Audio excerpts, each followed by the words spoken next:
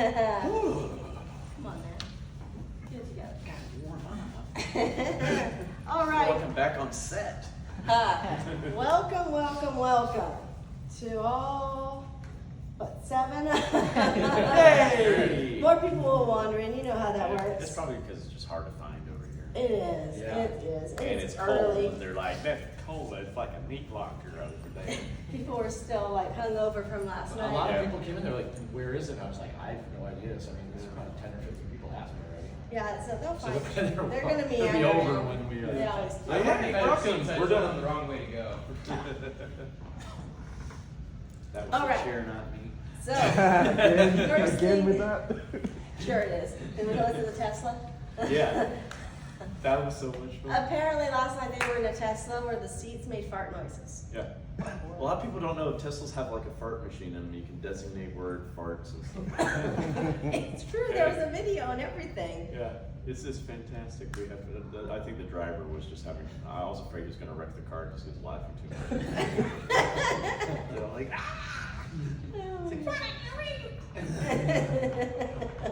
I'm gonna be 9 years old, still laughing at farts. All right, David, Again, let's... that was the chair, not me. Sure. Let's start with you, David. Let's go back to the beginning of everything. I was born a poor black child. It's one of my favorite movies. I love that movie. I love that movie. For those who know, it's The Jerk. Yes. Steve Martin's best. Yes, for sure. Let's talk about your acting journey. How did you get involved in this craft that you are so good at?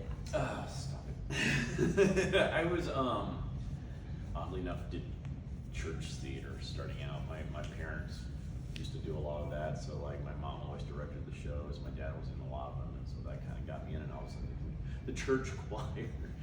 So yeah, I was doing shows about Jesus. Like, yeah, now I'm in the theater doing these type of movies. But yeah, I did that, and then in middle school, I was really shy and quiet and all that, and I got bullied a lot. My mom was like, you know, why have your classmates seen this other side of you, your silly side? No. She's like, well, you should let them see that. And she's like, well, your school's doing a production of Mickey's Christmas Carol, and you do such a really good Mickey Mouse, so why don't you audition for the role of Mickey / Bob Cratchit? And I'm like, okay, cool. And I did, got the role, and we're doing the show in front of the whole, like, you know, all the parents and everything one night, and everything started going wrong on stage. Like the set fell down on top of Scrooge and I was like, oh, Mr. Scrooge, I think we have rats. And another part, like the table during the Cratchit family scene broke, and it shot my little chicken over the audience. And I'm like, oh, I guess we're having fast food tonight, folks. And I just started improvising, and everybody laughing. And I was like, oh my God, I love this feeling. Because like first time at school, people were laughing with me instead of acting. Yeah. And I was like, I like this. I want to do more of this. And so my mom really got me into doing like community theater. And I did that for years and learned from my betters, I would say. I never had like formal training in acting. I just learned by doing it on stage. And and now we have sound. Thanks. So, yeah. Thank you, Scott. You're my Too hero. loud, you alright? Thank you, Scott. I'm getting some feedback. I'm gonna move up front. No feedback. All right. Yeah, that sounds good. So yeah. Yep. Thank you. So yeah, so I just continued doing that, and then when I went to college, I was trying to be practical, pragmatic with my life, and I'm like, okay, as much as I want to be an actor, I know it's not the most stable career path, especially financially. And I'm like, I want to be able to support a family and all that. So I'm like, okay, well, I come from family teachers. I'm great with kids and all that good stuff. And so I was like, I'll go into be an elementary school teacher. So I studied to become an elementary school teacher in college, got my degree in it. And one of my last years in college, my mom passed away from cancer, and that kind of changed my whole perspective on life. I was like, yeah, my mom's last words of wisdom to me were, do what you want to do with your life and not what you think you have to do. Like you only get one shot at all this, so live life to the fullest and don't look with regrets. And it's sunk in that next year when I was doing my internship in the schools, and I because I went through a lot of stuff. It was like a year after my mom died, and that month I went back. My dog died, my grandmother died, one of my friends committed suicide, and my sister married a homeless man who is now in jail for molesting little girls. So that's fun. And all that happened like 1 month time period, and my brain was going, I was very depressed, and I had an epiphany one day reading stories to my students, and I was doing all the silly voices for all the characters. And they're like, no, let's go and do another story. I'm like, no, guys, we gotta go into math. I know. And they're like, oh, no. And it hit me. I'm like, yeah, I get more fulfillment out of entertaining my students than teaching them. I'm like, this is what I really need to do with my life. This is what brings me, joy, is entertaining people. And I talked to my dad that night, had a big speech prepared because I knew he's a NASA engineer. He's a very practical man. And he's like, oh, your mom and I always thought you should be an actor. We just didn't want to tell you what to do with your life. So why don't you just take a year off, get your head back in the game, and then finish up your degree, and then go and do what you want to do. I was like, what? I was expecting the whole opposite of this, He's like, no, we just want you to do what makes you happy. I'm like, oh, well, thank you. I had a whole rousing speech prepared and everything, but yay. To change your mind, right? Yeah. But it worked out, and it took me, several years. I moved up to New York and did a lot of shows here or there, toured with How the Grinch Stole Christmas, the musical, for 5 years. Actually came through here in Houston back in 2010 with the show. Eventually Terrifier came along and changed my life. Now, Rick, you're not an actor. I am an actor. I got snubbed from the Academy Awards. Can I say this? Actually, it's funny. I when the Academy Awards came out, I took like Best Supporting Actor, and I made these sheets out, and I did the exact font with my name under it, and I legitimately was signing them, just giving them out to people, and so many people were like, "Oh my God, you got nominated for Academy Award!" I'm like, it was a small part, but I put my heart and soul in it. And I'm like, but I am now. I first started. As a director, I did short films and stuff. So, I always would put myself like little cameos in my movies and stuff. So that's how I led into Terrifier. And now, no one knows this. David doesn't even know this, but I get gigs. Like, so many people hit me up for gigs. Most of them are probably not paying gigs, but I just don't have the time because, nobody knows I make custom hockey masks for a living, and that's what I do. So, but I am going to be in it's a Halloween fan film, which is that they have a lot of money behind it. It comes out on Halloween. And unfortunately, everybody wants me for movies, but they want me for selfie guy. Yeah. So I did it one time, and I told Damien, I said I'm doing it one time. This is a whole Terrifier thing, but I do have the fuck yeah girl in the other movie too. But it's pretty fun. It's more of a fuck fun. yeah. Yeah. But actually, the scene's really cool. So I'm with my beautiful wife, and we have a little kid, and everybody's trick or treating, and randomly there's an Art the Clown cosplayer walks over. And me and her go over excited to get the picture with Art, and as we turn around we see our kid standing there, and I walked over to grab him, and it's Michael Myers just staring down at the kid, and we're like, oh, cool cosplay. So it's a pretty cool scene. So Fuck no.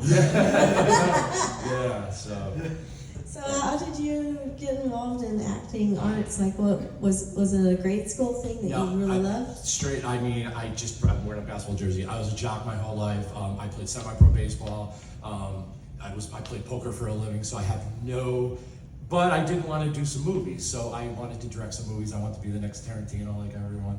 And that was it, and it was great. And it's so funny, I knew David before, and I actually met Damien at a convention. And that was it. And we became buddies after a night of some fireballs. And I think he was like, "Dude, you got to be in my movie." And I was like, "Oh yeah," and that was it. And You're like, the fuck selfie guy yeah. legend, the selfie guy legend moved on. So. Oh my God. And can we talk about your business, your 13X Studios? Well, how did that come about for you, darling? Just one day, it was after Halloween 7 years ago, and big, huge Halloween fan, and I told my wife out of the blue, I said, I'm going to start making custom hockey masks. And she's like, okay. And my goal, I said, if I could sell a dozen in the next 3 months, I'm on to something. And I sold 100. And then At the end of the year, I said my goal for the first year, I said my goal was to sell 100 masks, and I think I was at 3,000. And then how my life completely changed was I did a Jay and Silent Bob mask, and someone took a picture of it and sent it to Kevin Smith, and Kevin's brother called me the next day and said, we got an exclusive deal for you if you're down. So I've been in business with Kevin for 6 years. So it's I make Jay and Silent Bob masks, and actually I'm going to see Kevin and Jay next weekend at Spicala, Florida. So I'm looking forward. So yeah. It's amazing, man. Living your dream. Yeah. Yeah, It's been yeah. wonderful. Yeah. Do we have any audience questions at the moment? Was there any, like, did you study any mimes or clowns to bring the character to life? No, I really. I'm just kidding. Go ahead. Yeah, I think I tore my rotator cuff. I'm not joking. I tore my rotator cuff. Everyone's mocking me. I think it's because I do so many selfies. I'm like, I can't. I'm not joking. I can't even put my shirt on in time. That's a sports injury right there. It wasn't. It should have been this arm. You know, but that's a joke. It's masturbating joke. That's a joke. No, that's just the hairy one. Uh-oh. But no, I was never actually professionally trained in mime or anything. I know that's a rumor that's out there. I'm like, no. I have more respect for myself. No, I'm kidding. Oh, shots fired to the miming community. Oh, you know, you will never hear him anyway. So.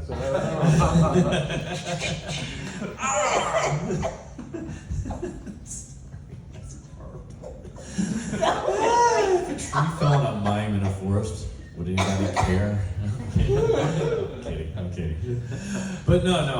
But I learned from like watching like the great silent comedians. I was given a great education in physical comedy growing up. I was watching the old black and white comedies like Marx Brothers, Laurel and Hardy, Chaplin, Buster Keaton, all that. But my aunt, when I was a teenager, she gifted me a box set of Mr. Bean videos. And I was like, this is amazing. And I would just watch those over and over and over. I'm surprised I didn't wear the tapes out.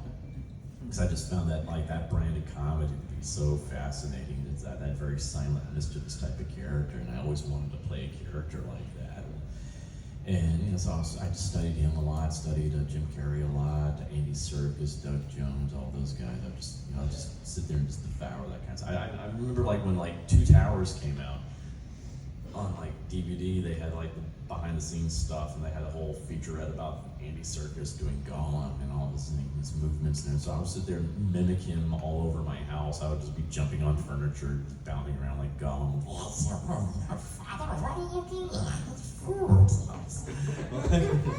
What is wrong with you? Maybe you should go back into teaching. And that's why I just learned and like I tried to adapt, what I was watching, and that's why it's like when this audition for Terrifier came up, I was like, oh my god, that's perfect, because I had seen All Hallows Eve, so I knew the character. And when I first saw that, I was like, oh my god, he's kind of like an evil Mr. Bean. I would love to have a chance to play a character like that, and now I do. So it's pretty cool. Yeah. Thank you. Yep. But no mimes. Anyone else out there? Can I throw? Actually, I would like to throw this one story about David. This is it's been on my mind all morning, and I definitely want to share it. It's my David story. Absolutely fantastic. So, as he said, he lost his mom. I lost my dad 2 years ago. Still, this morning I was crying. It's the worst thing in the world to have a death. And I want to say about a year ago, how my life changed with David is I was having a really bad day. I hate seeing my mom sad. That's what kills me. So I was having a really, really bad day, and just crying, sad. It's hitting me every day. And then out of the blue, something happened online that I saw, and it hit me. And later on, I had tears when my wife walked in the door, and she's like, she knew I was really having a bad day. And she went over and she's like, I'm so sorry. And she's like, your dad's looking down on you. And I said, it's not my dad, it's David. And she said, what is going on? I said, David had a bigger line than fucking Robert Englund at Monster Mania. And I was crying, I was in happy tears. So that's my David story. I think it was Monster Mania. Yeah. His line was fucking bigger than Robert fucking Englund's. And that fucking made my day. And from there on, when I think of sadness, I think of David and his line. And I wipe the tears away. So That was Love you, brother. nuts. I was like, what the hell? It's like, that's something I never imagined would ever happen in my life. It's like, to me, Robert Englund's the king. It's like, you're not gonna surpass Robert Englund. So even just to be even close to that was like, what? This is surreal. And it's all because of you guys. It's just like, the response that part 2 especially got was just mind-blowing, because we were just supposed to be in like 500 theaters nationwide for like a weekend, and it just kept snowballing like crazy. It was like, I remember, because it was the first night, because the Fuzz guys and Damien and some of us went out on Staten Island. We snuck into one of the theaters there on opening night without people knowing we were there, because we just wanted to actually see a real reaction from an audience. And they went nuts. And then we're like, thank you. And they're like, oh my God, you know. But we went to the bar next to the theater afterwards, and we're sitting there, and all of a sudden on Twitter, Damien was on Twitter, and we're just all of a sudden, boom, boom, boom, boom, boom. Everybody just starts posting about Terrifier, and we're like, oh shit, I think we did something here, guys. And it was just constant. And all of a sudden the next week, I wake up one morning, my agent's calling me. She's like, my phone's going off like crazy, and she's like, David, Howard Stern's people just called me. And I'm like, what? They're like, yeah, they want to know if you can go on John Lieberman's show and stuff like that. He's a huge fan. He wants to interview. And I'm like, whoa, yeah. Then it just, you know, like they were talking about us on like The Talk, you know, like Jerry O'Connell and Rebecca Romaine. Like they were going on and on and on about Terrifier, and it just because of that, it just kept snowballing. Like then Stephen King tweets about us. Well, like Damien and I were in line at security at JFK when that came out, and I just let out a holy shit, holy fuck, right there in the middle of the airport, and everybody's like, I'm like, sorry, Stephen King. I'm like, that's if you get that kind of like respect from the man that created Pennywise, who's like, you know, like that's the king of the clowns right there. We're like, holy crap, that's amazing to get that kind of recognition from him. It's been a crazy ride this past year, I mean, especially for Damien. He's been like going everywhere, meeting with all these like, you know, big Hollywood hotshot directors and producers and everything like that. It's just like, and I mean, all the studios were approaching us for Terrifier 3. And, you know, that's the thing that Damien really had to consider a lot, because they're like offering us money for Terrifier 3. And he's like, yeah, it's really tempting, but they want control. They want control of this. And he's like, they will not allow me to do the type of movie. I just know they will not allow me to do the type of movie I want to do. And so he really took it. He's like, I can't do that to the fans. He's like, we can't pull back from what we've been doing. This is why we're where we are, is because we're the ones ballsy enough to do what we're doing, and the fans love it, and it's showing. And I think it's, you know, putting a fire under Hollywood's butt right now. But he's like, no, we gotta stick to our guns, and so we're sticking with the people that help put part 2 out, and because they're giving us money too, but they're giving us the freedom to do the type of movie we want to do. So that's why Damien's not here this weekend. He's finishing up the script, and it's gonna be nuts. I know he wants to go much darker with part 3. I haven't read it yet, so I have no idea what he's doing. But I know a few things, and I'm like, oh shoot. And he just like messaged me just the other night, because I just wrote this really awesome, cool kill scene with some certain people he wants to be in the movie, and he's like, I'm giving you a new toy that you're really gonna have a lot of fun with. And I'm like, oh my God. So I'm excited, not just you guys are, just to see what he's concocted. But I will say that if you go see part 2, again at the theaters, we added an extra scene that is going to segue straight into part 3. It's going to give you an idea of where we're going with part 3. And it's, I like to say it's our little early Christmas gift to the fans, even though it's in November. You know, it's like, yeah, this is just a big thank you to guys for supporting us. It's like, you guys got us where we are, so we want to do something extra for you guys, just to give you a little taste of what's to come. So I'm very excited. because then I can finally talk about this one thing we've been keeping a secret from you guys for about a year. So I was like, goody. So this extra scene, is it going to be in the movie or is it like a post-credit type? It's a post-credit. So stay till the end. You know, don't leave. Stay till the end. Oh my goodness, that's so exciting. Yeah. I'm very relieved to hear that we're not going big studio, because of course I knew that he was getting offers and stuff. I said, but they're gonna like take the movie, take the gore.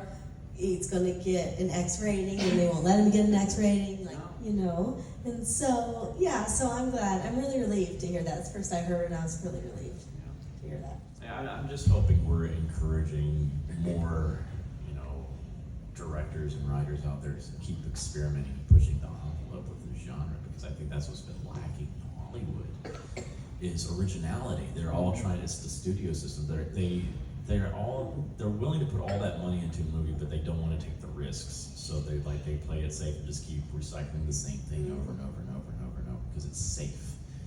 And horror and comedy, in my opinion, should never be safe. Those are the two genres that should always be pushing the envelopes, experimenting, and seeing where they can go with things. And I think that's what's been wrong with Hollywood in the past decade or so. It's like, especially with comedies, and it doesn't even know this is a horror convention. I like comedy's my thing, and I feel like we haven't had a good comedy in over a decade in the theaters like we used to, especially back in the 80s. Oh my God, the 80s and 90s, oh my God, the comedies, and they were coming out like boom all the time. And I think like one of the last great comedies we had was either The Hangover or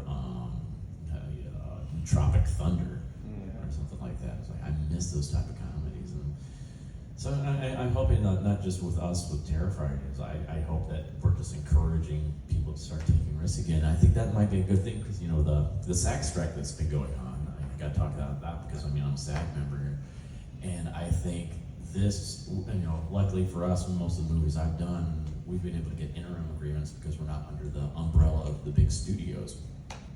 And I think because of that, there have been a lot of independent films that have been able to be made recently.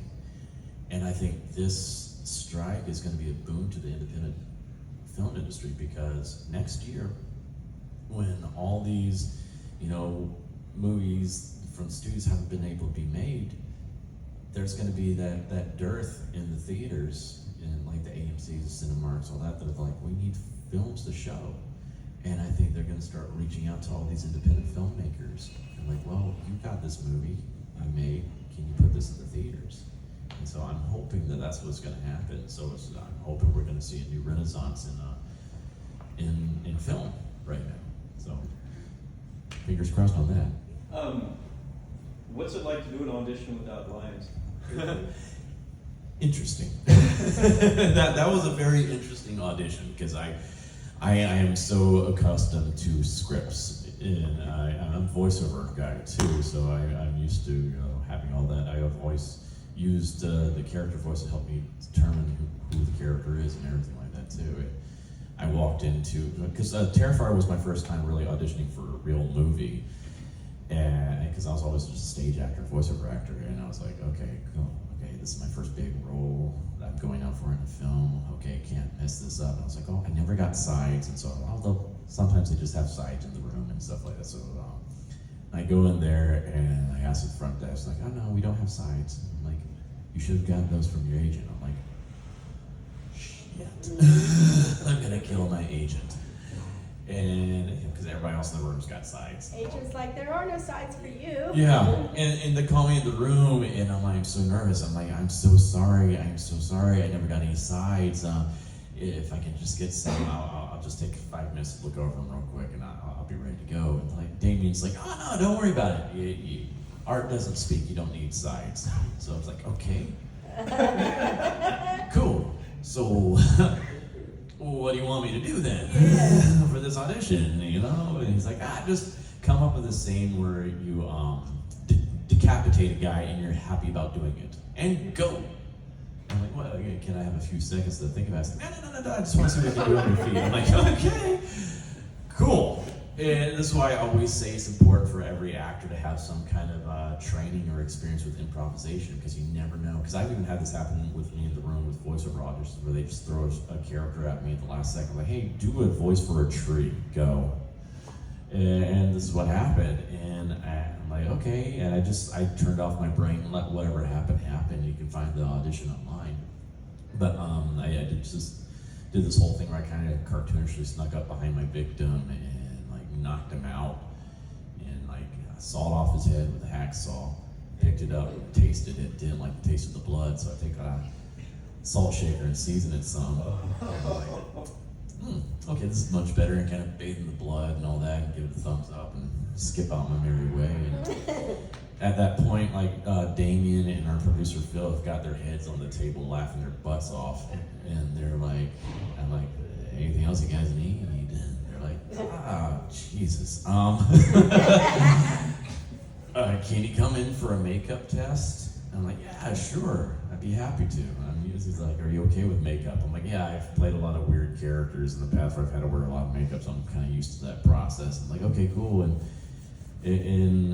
I kind of left there that day thinking, okay, I've got this. And that's a very unusual thing to have happen in this in the film industry. You usually have to go back for multiple auditions. I know Lauren and Elliot had to go back like 4 or 5 times to read with different people to see, how they synced up with everybody. And this was I walked out of that room knowing I had the part basically. But I didn't know officially until like a few months later when they finally brought me in for the makeup test.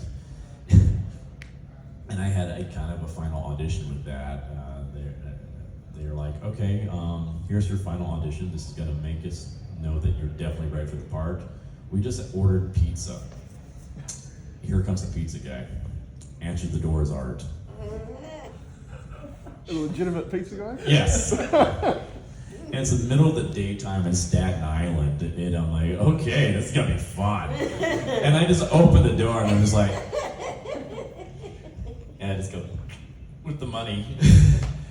And this guy just like, oh hell no. No sir. What the fuck is this?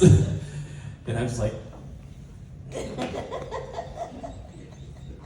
he just hands me, he's like, okay, what is going on? And I'm just like, and I just slammed the door right in his face. They're like, you got the role. And then I also went outside, just walking around. It was like a house that Phil had out there that he was renovating. And so the neighbors were out there, the kids were playing in the yard. They see me walk outside and they're like, ah! I think the one mom got really pissed off at Phil. Like, what the fuck are you doing? What is this? Are you trying to scare my kids? I was like, this is great. I was like, we were on to something. That was like, I think one of those times where we really knew we were on to something, where the way I looked in just broad daylight in suburbia was enough to really freak people out like that. So I was like, okay, we got something here. So Rick, I would think now that you are Mr. Famous, you must have a lot of selfie guy haters. Is that true? So, yeah, I didn't know where I wanted to go with this. I kind of told her a story the other day, and I was like, I don't know if I should talk about it, but... He didn't tell me the story. He said he had a story. It just I know goes nothing. on. I think it's going to be it's just too rough. But no, it's all good. It's all good. No. Listen, but this is what it's regarding a pre-Terrifier hater about a Kevin Smith mask I made. It's really not. It's very funny, but it's kind of dirty. But I know it's real. I mean, is anybody so? Everyone here has seen Terrifier, right? I mean, could I say? Could I say bang? Sorry. Would you rather have me say bang or fuck? Does it matter? No. Is anybody gonna get offended? Fuck! Alright. Yeah. So real quick, I made a Kevin Smith. Wow, that's a sign from God. I made a Kevin Smith mask. Kevin Smith posted online and said like, hey, buy the Silent Bob mask. And one of the comments someone wrote, they put, this is dumb. And I was like, yeah, I'm not gonna respond to that, whatever, it is what it is. So like later that night, after probably 15 tequila shots, I wrote the person a message, and I said, I just am curious, why do you think the Silent Bob mess is dumb? And he wrote right back to me and he said, because it's dumb. And I said, but why is it dumb? And he said, because it's dumb. Oh my and I God. said, well, guess what? And he said, what? We were going back and forth. And I said, well, I fucked your mother. So he wrote back and he said, no, you didn't. And I said, bro, I fucked your mother. So then he wrote back again. He goes, no, you didn't. It went on like this. And I'm reading this out loud. My wife is dying laughing. So I just said, I said, you know, so he comes back at me. He said, dude, you did not fuck my mother. And I said, no, I fucked your mother. And he said, my mother's happily married to my father. And I said, well, when he leaves, I sneak over there and fuck her. So then he came back and he said, no, you don't. No, you didn't. I know you didn't. And I said, dude, I fucked your mother. And this went on for 45 minutes. So finally, I think he gave up and he started putting sad emojis. And I'm like, oh man, I like this poor guy really thinks I fucked his mother. So I said, I had no idea who he was. I clicked on his page and it was a fucking 10-year-old kid. Oh. So now I'm like, oh no. So I wrote him and I said, hey man, I didn't fuck your mother. And then he wrote back and he said, good, I feel a lot better. And then he put ... and then he said, your mask is still dumb. And I said, well, guess what? I'm lying. I really fucked your mother. That was my story. But now my other real quick one. Now what I do with I don't have a lot of haters. People mostly like me, but there's this just what I do, and this is the best way. Like it really gets them. Like someone wrote like, why a selfie guy there? You know, blah blah blah blah. And I write back and I say, yeah, fuck selfie guy, fuck that guy. Yes. So that guy probably got a notification on his phone saying, oh, I want to battle selfie guy, and then he's like, wait a minute, he said fuck himself. So that's how I do it. So anyway, that's my excitement. I was going to fuck use that that. guy. I was going to use that at the Academy Awards speech. I was going to do the fuck your mother's, It's like reaching out to the little boy with it. Hey. So now that little kid probably is like, damn, mom, she is cheating on dad. Your Academy Award's dumb. So anyway, that was my excitement. Can I just share one other funny thing? So 1 year ago, I was in Austin for the second, for the premiere of Terrifier 2. David was at the first one. I went to the second one. So 1 year from, I think, today. And I was telling Damien that, like, my whole thing, I said I was going to shoot a little documentary called Selfie King, and it was going to, a whole bunch of celebrities were going to be just, it's Selfie Guy wants to make it in Hollywood. It's on YouTube. It's fantastic. But then Damien's like, go with the documentary, and I think it'll be pretty cool. So anyway, and David, David's the best. He's in the end of it, and it's like, he's like, I can't believe you did a movie and I wasn't in it, fuck you. It was great. Anyway, he steals it. And then Billy Pond did another one. These guys they're crazy. Everyone likes Billy Pond out there. Yep. Yeah. Has I anyone know seen the Selfie King movie on Anybody YouTube? watch it? Nobody watch Oh, you gotta go. It's really fun. It's really funny. So just go to YouTube. It's like 45 minutes. It's super really funny. cute. It's 45 minutes of him jerking off to himself really, but So Hey, you guys got to give me props, man. I went in the movie. Damien just said, hey, do you want to be in the movie? I said, yes.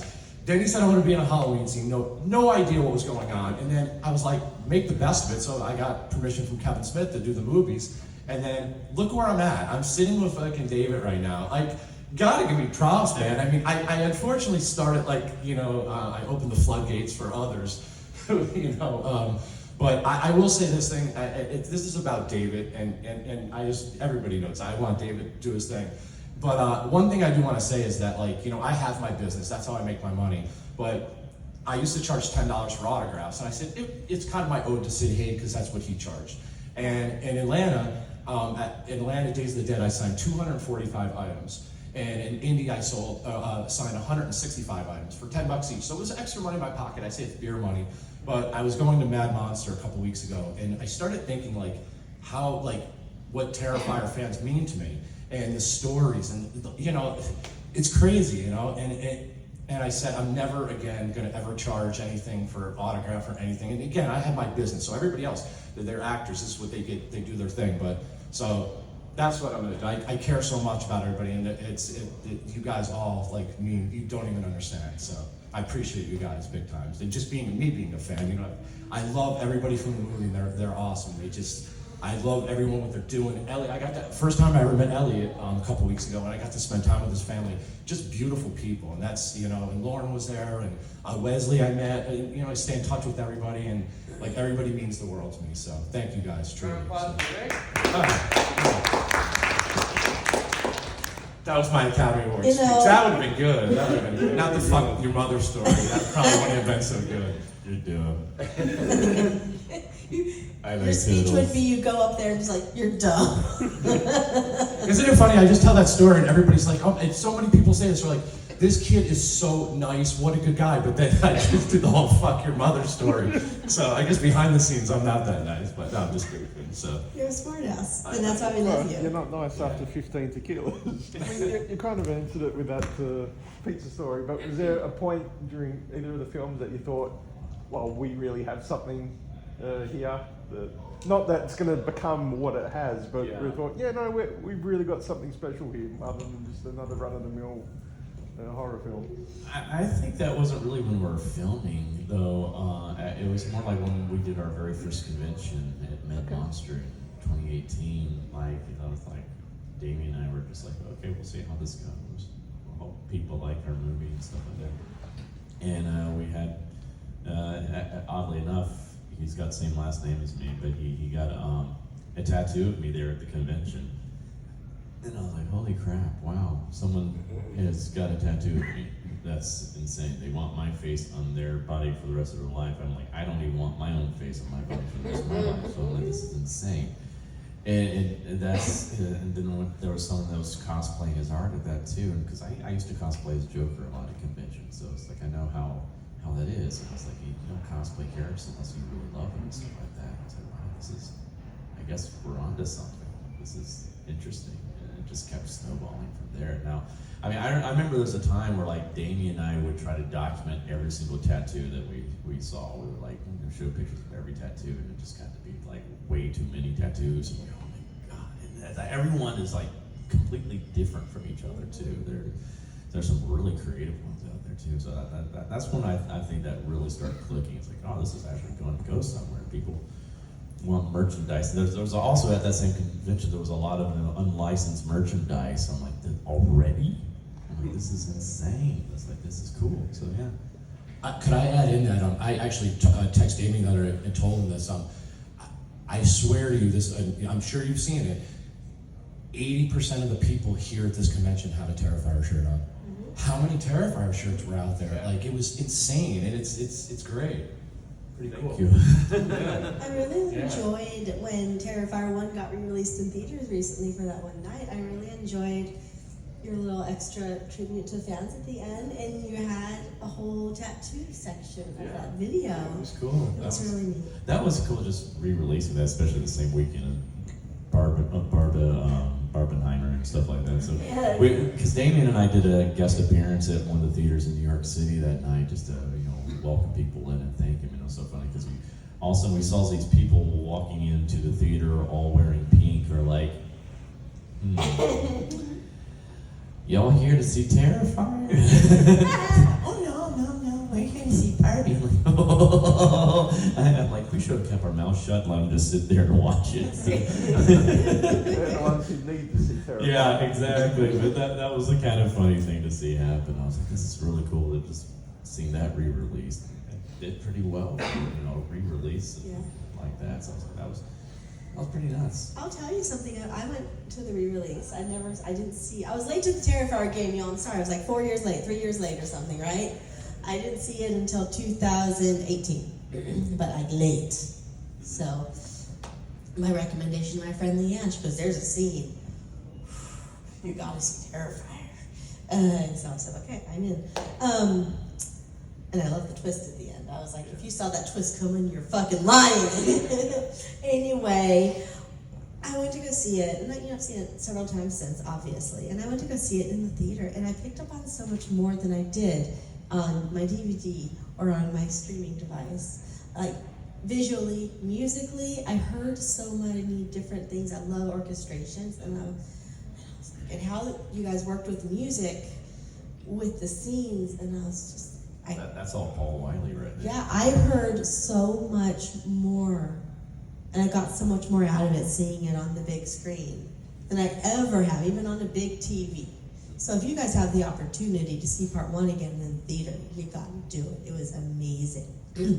It's definitely, both films are definitely films that are made for big screen audiences and stuff like this. A group environment. Yeah, that's the type of film you have to see with a big group of people. That's what I thought was so cool about those 2 being released, is hearing those stories of people puking and passing out and all that. I'm like, this is awesome! Because it was real. That was not us. And people were like, oh, this is probably just, fake publicity, Yeah. just trying to get people. I was like, we don't have a budget for that. They're like, no, this is real. And I've had so many people at conventions. It's like, yeah, I worked at a theater and someone puked right there at the exit and stuff like that. I'm like, oh my God. Oh no, I'm sorry you had to clean that up. I think it was Steve Barton. He was involved somehow. Steve was awesome. The people would send me videos of just how audiences would react, and like one of my favorite ones, like we snuck into a different theater in New York one night, and there was a guy just sitting in the row behind me the whole entire movie. He's like, oh my God! And I was like, I was dying the whole time. I had to turn around to him after the movie. He's like, dude, you just made my week. This was your reactions. He's like, just thought I was just some random guy. And then the behind the scenes stuff started up, and it was me on the screen. He's like, oh shit, you're him. I'm like, yeah, thank you, thank you. Your reactions were exactly what I was wanting this whole entire time. Especially one of my favorite reactions in the whole movie, and I was always waiting for it, was like the scene with the stab to the pecker. Because you would hear every single guy in that theater just go, oh! I'm just waiting for it, and just hear like 3, 2, 1, oh! I'm like, yes! Yes! That's just satisfying. What were the reactions to the alley scene? Oh God, people! That was a fun one too. Yeah. Because like I remember that guy behind me was like, "Oh my God, she's still alive! Oh my God, how? Oh my God, he's bringing salt in! He's bringing salt! He's a salty bastard!" And this guy was hysterical. I was like, he's like, "Oh my, is that bleach? Oh! I was like, this is what I was wanting. This is what I was wanting." And I remember also when we did the screening in Austin for the premiere, Sarah, that plays Barbara in the movie, she had not seen especially since she had not seen the alley kill. And she just, after that's all that's done with, she just turns to Damien in the middle of the theater and goes, "What the hell is wrong with you?" And of course the audience just loses their minds on that. It's like, especially when it comes from Barb, it was just like, this is great. This is just great. I loved it. I made the theater laugh when I saw the salty scene because unintentionally I was into it as a friend, forgot I was not at home, and when you come in with the bleach, I'm like, oh, that's just rude. Yeah. Everyone's, I'm like, oh. Oops. It was just, that was fun. That was like one of those things where Damien and I were just bouncing ideas off each other. I think he wanted me to do bleach or something. I can't remember what else, but I came up with the whole salt idea. I was like, yeah, because I was like, it was also a nod to my audition. Yes. And I was like, oh, this would be kind of fun. You literally pour salt in the wound. And it's an idiom out there. It's like, why don't we actually do that? Yeah. Like, let's do that. You're our new Salt Bae. Yeah, I even did that one point. I did so many different takes with the salt. And I was like, that's the thing. Damien lets me play around so much on these sets. So he's got so much bonus footage he could probably release one day, especially with the costume shop scene. I was like a kid in a candy store that night. That was kind of our homage to like Pee-wee's Big Adventure as well. And it was, I went down that whole entire rack of glasses and was doing some different things with each pair of glasses. And I don't know how we got through that night because we were all giggling so much. It was so much fun. I love those kind of scenes where it's like, just play. It's like that scene with the dinner scene with Barbara. He's like, I just want you to bring in mashed potatoes and somehow put them in her face. You come up with the rest. And I just kind of went in there and just came up a whole routine of serving dinner to him and doing all this kind of stuff. And he's just like, that's great. And but the apron, I did not know I was going to be wearing an apron for that. And Olga, our costumer, she brings out this apron with cats all over it. I'm like, oh my God, this is perfection. I'm like, this is my Miss Doubtfire moment of the movie. So I had so much fun. That was fun. Hello! I was like, oh, they can never stop me that night. I was like, oh my dear, you got to quit this excessive reading dating.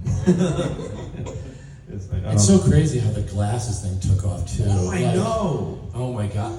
And thank you, by the way, you guys can go to my booth. I have Art the Clown mask with the glasses on. It's pretty I think those people that made those glasses are probably so happy now. Like, you guys have kept us afloat. But I personally like the hand glasses. I think those are funnier. Those are my favorite ones. Yeah. I want the hand one. I think they're funnier, but they're also an homage to the first film where I'm doing the whole freezing thing there with the blood all over my hand. So I was like, oh, this is great.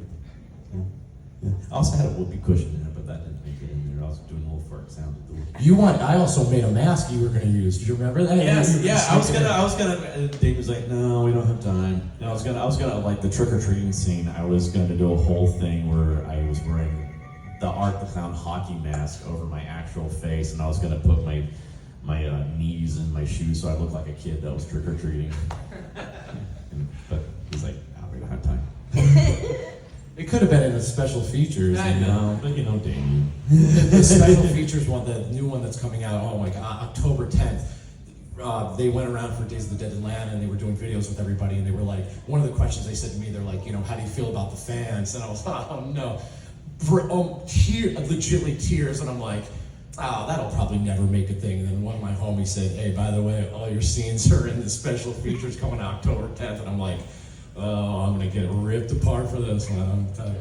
I have to say it was fun because we had a lot of fans that were involved in the filming of the movie. I mean, first of all, your scene, the Halloween party scene, we had a lot of fans and extras there that night. That was like 3 nights y'all filmed that?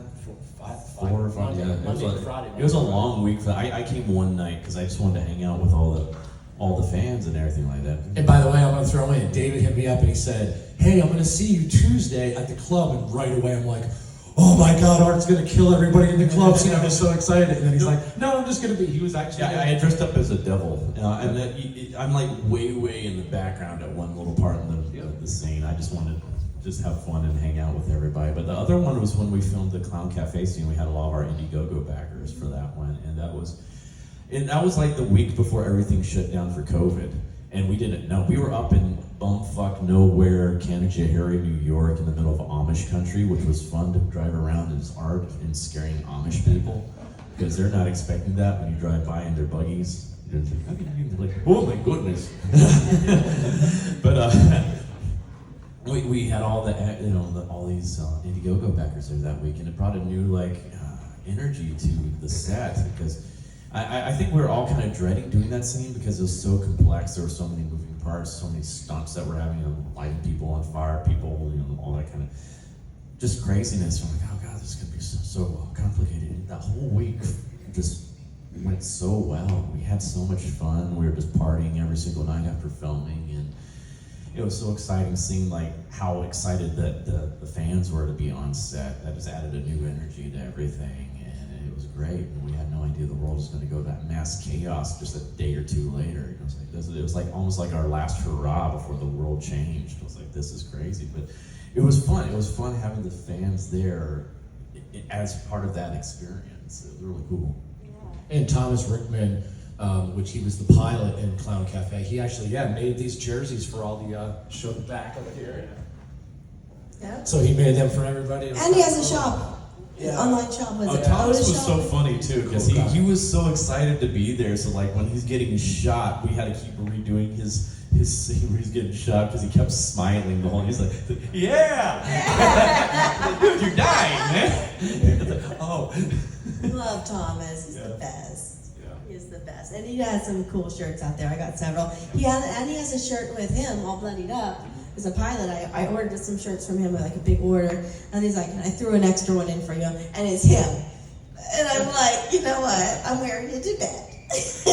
See what selfie guy did? See what selfie guy The pilot's coming out with shirt styles. Yeah. I opened the floodgates. I did it but on it's the just start. beautiful. He's all bloodied and stuff. He's like, like that. It's so cute. I was like, oh, this is so great. And he sent me an Art the Clown plushie keychain. See, I'm like, I got a keychain. While Bill Philpott's here, I have to tell this is very funny. So when Terrifier came out, I at the time I live in St. Augustine now, but we did like a little premiere in Orlando. It was the opening weekend, and I'm not joking. There was 50 seats in the theater, and I said I'm gonna be out there giving out shit. We sold it out in 24 hours, and the best part, and Bill was there. The movie's going on, and I went up before the movie, and I'm just like hyping it up. We gave like autograph stuff to people. We had some stuff from David. People were so excited. I had a video from Damien saying like, "Hell yeah, Orlando! Have fun at the premiere." And no joke, I was so excited for everybody to see my scene. So as it goes on, everyone just screams, yells, and my part was over, and no one even heard my lines. And I stood up and I was like, "You guys didn't hear the fuck yeah, girl!" Like that was the best part. So it was pretty funny though. Well, the funny thing is too, Damien and I joked around. It was like, let's just do this one prank on Rick. Let's not have that one screen we actually edit out his scene. I would be in the oven. Just for that one screening, just to fuck with him. It's like, no, he'll probably kill himself. And what's funny, David said this before on a podcast. I heard it. You were talking shit, and I'm just kidding. Legitimately, again, I've been in the business for 7 years with my mask, but I got booked at cons before everyone else. other from David and Damien. I was doing cons, and but what it was, I was promoting the word. I was getting it out, and like you said, Kevin Smith knows Terrifier from me, and that got it. And then you guys had that screening. Kevin had a screening of Terrifier, and my mom was in town. It was for the holidays, and I wanted to go so bad, and Kevin even said, "Stay with your mom," and it was I wanted to go so bad though, but it was cool that they all got to meet Kevin. So I was in LA, so I had to do it. Oh, that's right. So I was like Right. a giant floating head. That's and right. I didn't realize the camera was on me the whole entire time. This is because it was like me, Catherine, and Jenna had to do it by Zoom or something like that. So we had because what we could see on them did not show us on the screen above them, and so we had no idea we were on camera. So Catherine and Jenna and I are just like making faces at each other during the whole thing, just like going, "Oh god, there goes Damien again about his life story." And then at one point we just did a message like, "Everybody can see you." And I'm like, "Oh shit." yeah, David was going like that's like falling asleep. And Kevin could talk too, man. That went on for like 2 hours, after. So, but you were for the Grinch for the premiere. Yeah, I was there in LA for the premiere of the Mean One, which Mean is One, coming Mean One. out Mean next One, yeah, week Mean One. on both streaming and DVD. So excited for my DVD. So excited because I'm about to get my physical meeting. All right, guys, that's about all the time we have. But I do have one more rapid question for Rick. Yes. Can we get a selfie? Yes. Let's do it. Everybody, come in the back. If you want to be in, come up front. Let's get in. Let's crowd in.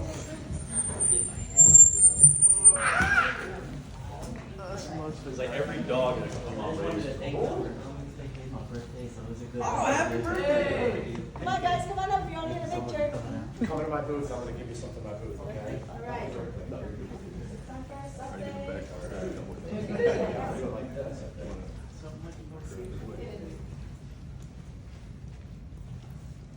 Yeah. Oh, yeah. Thank you guys for that. We forgot. Chucky! Oh, your friend Chucky in it? All right, you want to do another one? Real quick, let's go. Hurry up, guys. You only have to say, Come on back. let's go. We forgot Chucky. Are you guys all from Texas too? Mostly everybody? Yeah. I'm a Yankees fan too, by the way. There we go. Okay.